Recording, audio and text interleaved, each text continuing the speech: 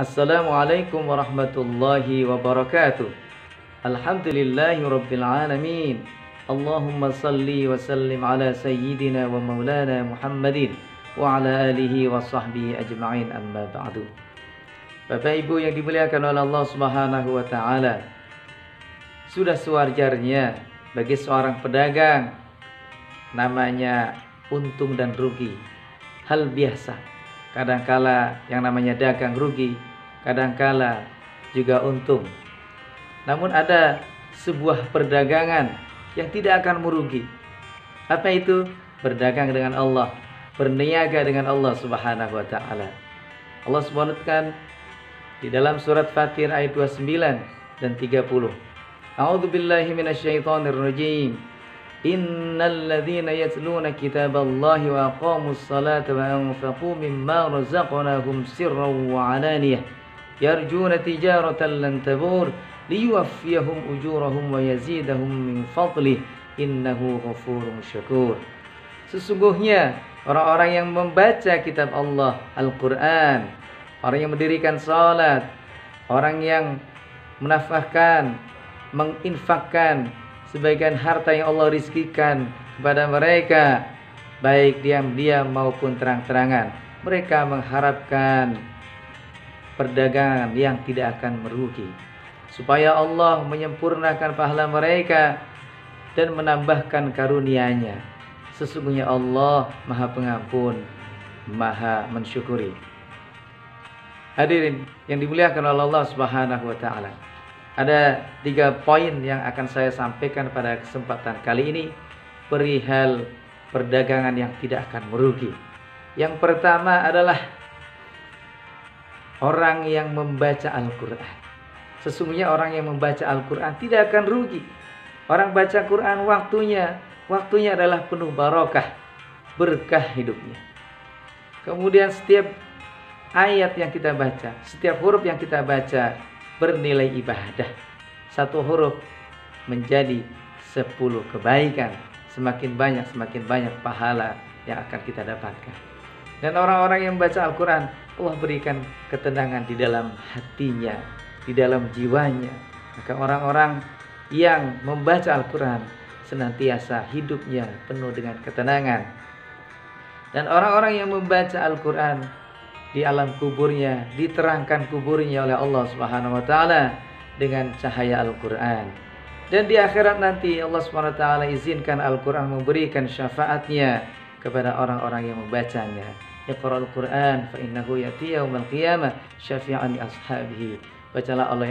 Bacalah Al-Quran, sesungguhnya Al-Quran akan datang pada hari kiamat, akan memberikan syafaatnya kepada yang membacanya. Hadirin yang dimuliakan oleh Allah Subhanahu wa taala. Yang kedua, yaitu orang yang mendirikan salat. Sesungguhnya salat adalah ibadah yang pertama akan dihisab oleh Allah Subhanahu wa taala. Kalau salatnya bagus, maka amal yang lain akan bagus.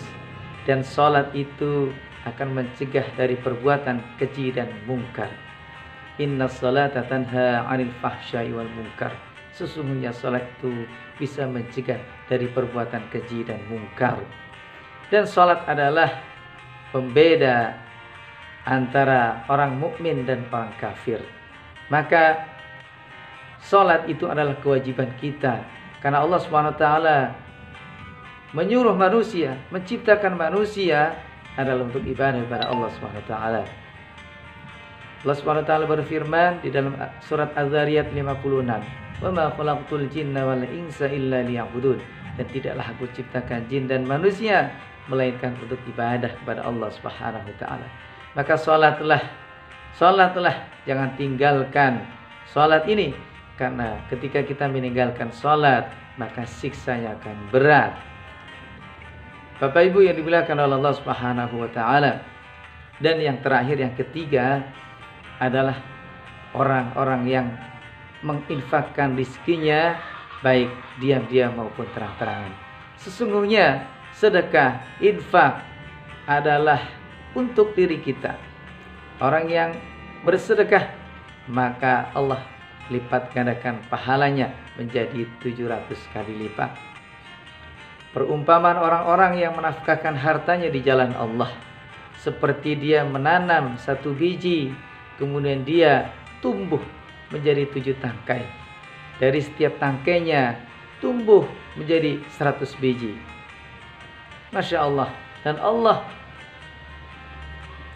meluaskan rizkinya bagi siapa yang Allah kehendaki. Dan Allah maha luas lagi maha mengetahui. Surah Al-Baqarah 261. Dan orang yang senang berinfak, bersedekah, maka akan dijauhkan dari mara bahaya, malapetaka. As-shadaqatu tanfa'ul bala. Sesungguhnya sedekah itu mencegah bala. Dan orang-orang yang bersedekah akan diberikan kenikmatan di dalam surganya. Sesungguhnya orang-orang yang sudah meninggal dunia, orang-orang yang sudah di alam kubur, mereka memohon pada Allah SWT, ya Allah, kembalikan kami ke dunia walaupun sebentar, saya akan bersedekah. Kenapa bersedekah? Karena pahala sedekah Allah tambahkan langsung di alam kubur. Bapak Ibu yang dimuliakan oleh Allah Subhanahu wa taala, orang-orang yang senantiasa membaca Al-Qur'an, orang-orang yang senantiasa mendirikan salat, orang-orang yang senantiasa berinfak, bersedekah, baik dalam keadaan diam-diam maupun terang-terangan, maka dia akan mendapatkan pahala yang sempurna. Allah berikan karunia kepadanya.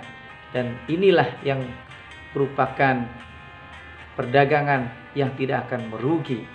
Mudah-mudahan kita semuanya dijadikan oleh Allah Subhanahu wa taala orang-orang yang tidak merugi dalam berdagang. Demikianlah, mohon maaf barangkali banyak salah dan kekurangan. Billahi taufiq wal hidayah. Assalamualaikum warahmatullahi wabarakatuh.